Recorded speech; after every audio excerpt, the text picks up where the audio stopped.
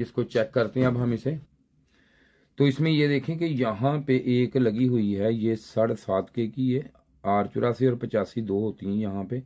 इन दोनों को ये देखें, यहाँ पे चेक कर रहे हैं आप, ये देखें इसकी कितनी बता रही जी, सर 11। 11 के।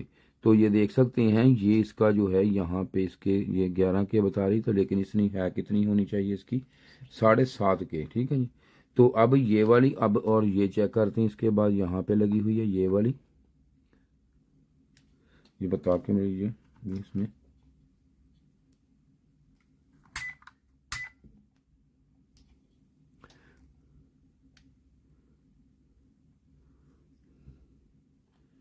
तो ये भी इसकी डेड बता रही है हमें कि नहीं। यहाँ पे पास का ये होता है कि इसके ऊपर ना ये देखें, नहीं ये भी नहीं बता रही यहाँ पे।